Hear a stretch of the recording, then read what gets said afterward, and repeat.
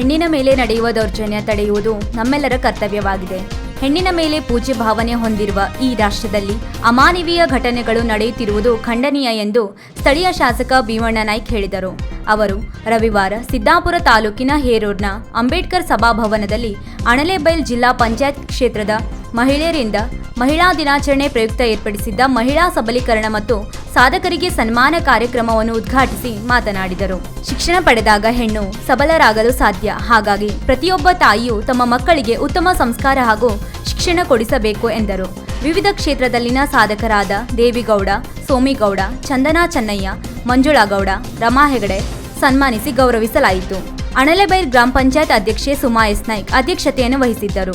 ಕಾರ್ಯಕ್ರಮದಲ್ಲಿ ಮಾಜಿ ಜಿಲ್ಲಾ ಪಂಚಾಯತ್ ಸದಸ್ಯೆ ಸುಮಂಗಲಾ ನಾಯ್ಕ್, ತಂಡಗುಂಡಿ ಗ್ರಾಮ ಪಂಚಾಯತ್ ಅಧ್ಯಕ್ಷೆ ಪದ್ಮಾವತಿ ಗೌಡ, ಕಾನ್ಸೂರ್ ಪಂಚಾಯತ್ ಅಧ್ಯಕ್ಷೆ ಅನಿತಾ ನಾಯ್ಕ್, ಹೆಗ್ಗರ್ಣಿ ಪಂಚಾಯತ್ ಅಧ್ಯಕ್ಷೆ ಅನ್ನಪೂರ್ಣ ಚೆನ್ನಯ್ಯ, ಸಾಮಾಜಿಕ ಕಾರ್ಯಕರ್ತೆಯರಾದ ಚೇತನಾ ನಾಯ್ಕ್, ಪುಷ್ಪಾ ನಾಯ್ಕ್, ಮುಖಂಡ ಸೀತಾರಾಮ್ ಗೌಡ, ತಂಡಗುಂಡಿ ಪಂಚಾಯತ್ ಉಪಾಧ್ಯಕ್ಷೆ ಶಾಂತಲಾ ಹರಿಜನ, ನಿಲ್ಕುಂದ ಪಂಚಾಯತ್ ಉಪಾಧ್ಯಕ್ಷೆ ಸವಿತಾ ಚೆನ್ನಯ್ಯ ಉಪಸ್ಥಿತರಿದ್ದರು.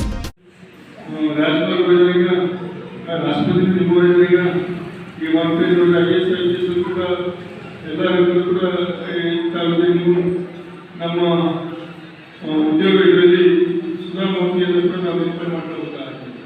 ಅವ್ರ ಬರೀ ನಮ್ಮ ದೇಶ ಮಟ್ಟವಲ್ಲ, ಅಂತಾರಾಷ್ಟ್ರೀಯ ಮಟ್ಟದ ಖ್ಯಾತಿಯನ್ನು ಬರೀ ಮಹಿಳೆಗೂ ಆಗಿ ಬೆಳೆದು ಮದುವೆ ಆಗಿ ಬರೀ ಮಕ್ಕಳನ್ನ ಎತ್ತಿ ಬರೀ ಸಂಸಾರವನ್ನು ಸಾಗಿಸಿ ಮಾತ್ರ ಅಲ್ಲ, ಸಮಾಜದ ಮುಖ್ಯವಾಗಿ ಕೂಡ ಹೆಣ್ಣಿನ ಮಹತ್ವ ಬಹಳ ಸವಾಲಾಗಿರುವಂಥದ್ದು ಈ ಯುಗದಲ್ಲಿ. ಆದರೆ ಹಿಂದಿನ ಕಲಿಯುಗದಲ್ಲಿ ಕೂಡ ಸಾಕಷ್ಟು ಇತಿಹಾಸವನ್ನು ನೋಡ್ತಾ ಇದ್ದೀವಿ. ದೇವತೆಗಳ ಇತಿಹಾಸ ನೋಡಿದಾಗ ಹೆಣ್ಣಿನ ಮಹತ್ವ ಹೀಗೆಲ್ಲ ಇರುವಾಗ ಹೆಣ್ಣಿನ ಪಾತ್ರ ಬಹಳ ಮಹತ್ವ ಇರುವಂಥದ್ದು. ಒಂದು ಸಂಸಾರವನ್ನು ಸರಿಯಾಗಿ ನಡೆಸಬೇಕಾದ್ರೆ, ಆ ಸಂಸಾರ ಸರಿಯಾಗಿ ಹೋಗಬೇಕಾದ್ರೆ ಮನೆಗೆ ಎಷ್ಟು ಕಷ್ಟ ಇದ್ದಾಗ ಇದರ ಸಂದರ್ಭದಲ್ಲಿ ಆ ತಾಯಿ ತನ್ನ ಸಂಸಾರದ ಬಿಟ್ಟು ಆಚೆ ಹೋಗಬಾರದು.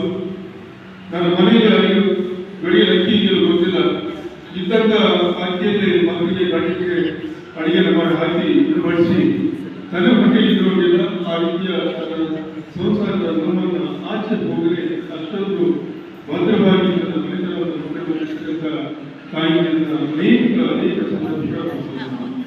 ವೀಕ್ಷಕ ಮಹಾಪ್ರಭುಗಳೇ, ನಮ್ಮ ಚಾನಲ್ ಅನ್ನು ಸಬ್ಸ್ಕ್ರೈಬ್ ಮಾಡಿ, ಶೇರ್ ಮಾಡಿ, ಪ್ರೋತ್ಸಾಹಿಸಿ.